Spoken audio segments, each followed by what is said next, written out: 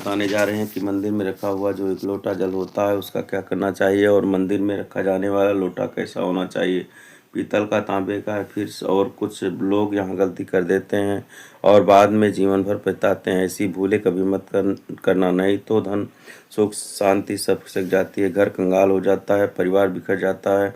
कुछ लोग दीपक रखने में गलती करते हैं। किस धातु का दीपक घर में रखना चाहिए? तांबे का, लोहे का, पीतल का, कांसे का, स्टील का या मिट्टी का? दीपक की बाती कच्चे कलावे से बनाएं या रुई? और क्या हाथ में बांधने वाली सूती कलावे से दीपक बनाना शुभ होता है या अशुभ? कुछ लोग यहाँ पर ऐसी भयंकर गलती कर बैठते हैं कि उनके जीवन में पितृ दोष, शनि दोष, काल सर्प दोष, यहाँ तक कि भारी भरकम गरीबी तक लग जाती है। अब आगे बढ़ें उससे पहले एक बात ध्यान रखें, इस ज्ञान को बीच में छोड़कर कभी मत जाना। अगर छोड़ना ही है तो अभी छोड़ दो, परंतु बीच में छोड़कर लक्ष्मी माता का अपमान मत करना।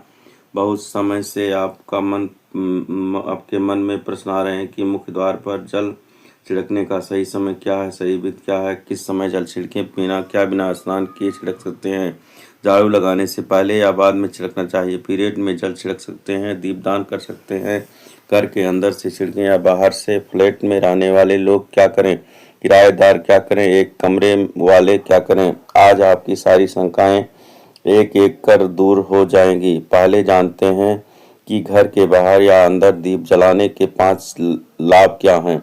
यह 5 लाभ सुनकर आप चौंक जाएंगे, दंग रह जाएंगे। पहला लाभ, घर का अंधकार और नकारात्मक दूर होती है। और जब घर में दीपक जलता है वहां से अंधकार भागता है, नकारात्मकता कोसों दूर चली जाती है और सकारात्मक ऊर्जा का वास हो जाता है।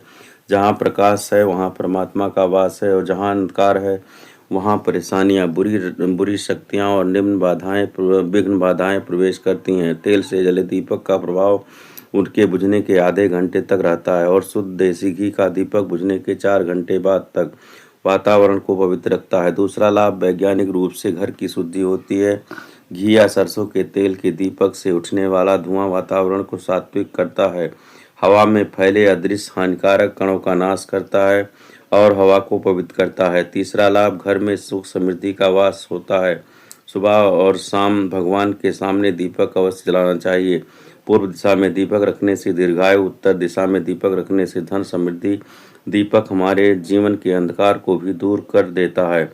चौथा लाभ, बीमारियां दूर होती है। यदि आप दीपक में एक लौंग डालकर जलाते हैं तो धर्म, रोग और कई प्रकार की बीमारियां आप अपने आप दूर होती चली जाती है। पांचवा लाभ, शुभ शक्तियां आकर्षित होती हैं। जिस घर में रोज दीपक जलता है वहाँ कभी अंधकार नहीं ठहरता, वहाँ सदैव सुख, शांति, समृद्धि और शुभ शक्तियों का आगमन होता है। जब प्रश्न आता है मुख्य द्वार पर जल छिड़कने का सही समय क्या है, सुनिए, जल का छिड़काव सूर्योदय से पहले होना चाहिए। रात को सोने से पहले रसोई में जल भर रख दीजिए। तांबे का हो तो उत्तम, पीतल भी चलेगा, स्टील भी चलेगा। गंगा जल हो तो डाल दें, ना हो तो केवल शुद्ध जल भी पर्याप्त है। सुबह उठकर सबसे पहले हथेली का दर्शन करें, फिर माता पृथ्वी को प्रणाम कीजिए, फिर दाहिना पैर भूमि पर रखें और फिर रसोई में जाकर जल उठाएं। इसके बाद मुख्य द्वार खोलकर जल छिड़क दें। माता लक्ष्मी का ध्यान करें, हे माता मेरे घर में प्रवेश करें, मेरे घर को समृद्ध करें और अपने पितरों को नमन करें, क्योंकि दहलीज पर ही पितरों का वास माना जाता है। अब एक बड़ा प्रश्न, क्या जल छिड़कने के लिए स्नान आवश्यक है? नहीं, यह उपाय स्नान से पहले ही किया जाता है। उठकर तुरंत करना है, बिना स्नान किए झाड़ू लगाने का प्रश्न, झाड़ू के बाद नहीं, जल छिड़कने के बाद झाड़ू लगाते हैं। अब बात पीरियड में क्या किया जा सकता है। जल छिड़कना पीरियड में भी कर सकते हैं, परंतु दीपदान नहीं। दीपदान शुद्धि के बाद किया जाता है। फ्लैट में रहने वाले क्या करें, किराएदार क्या करें, एक कमरे वाले क्या करें? महाराज, जहां आपकी नेम प्लेट है वहीं आपका मुख्य द्वार है, उसी पर जल छिड़कें, वहीं दीपदान करें। जब मंदिर में रखे जल की बात, मंदिर में रखा जाए जल बहुत पवित्र होता है। मंत्र जब भक्ति प्रण प्रार्थना सबकी ऊर्जा उस जल में समाहित होती है, इसलिए सुबह की पूजा में एक लोटा जल अवश्य रखा जाता है। यह जल अगले दिन पूरे घर में छिड़क दें। रोगी को दवा इसी जल से दें। परिवार के सभी सदस्य थोड़ा थोड़ा पी सकते हैं। व्यापार स्थल पर छिड़कें, तिजोरी पर छिड़कें, बच्चों को किताबों पर छिड़कें और यदि भोजन सात्विक है तो कोई भी इस जल का उपयोग कर सकते हैं।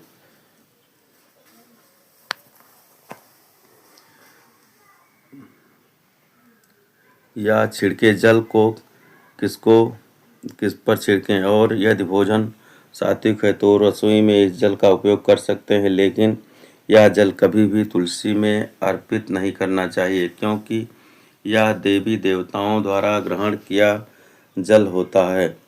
हाँ, लड्डू गोपाल या राधा कृष्ण को अर्पित कर सकते हैं। दिन में तुलसी में चढ़ाया जा सकता है। अब दीपक की धातु स्टील दीपक अथवा दीपक अशुभ, लोहे का दीपक शनि को क्रोधित करता है, कांच का दीपक राहु केतु को नाराज करता है, इसलिए यह घर में कभी नहीं रखना चाहिए।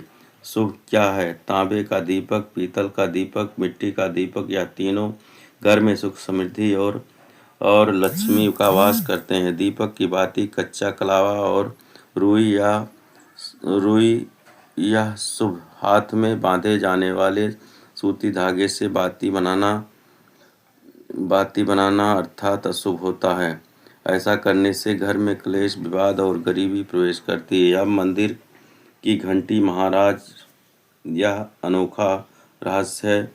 शिव पुराण, विष्णु पुराण, लिंग पुराण भी सभी कहते हैं।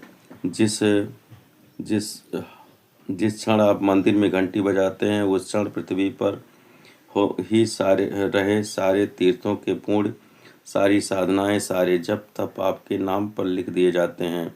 घंटी का नाद वातावरण को पवित्र कर देता है, परंतु मंदिर के भीतर ताली बजाना वर्जित माना गया है, क्योंकि ताली से कई सूक्ष्म कंपन टूटते हैं। अगर आपको यह वीडियो पसंद आया तो लाइक, शेयर और सब्सक्राइब करें। कमेंट बॉक्स में जय लक्ष्मी माता जरूर लिखें।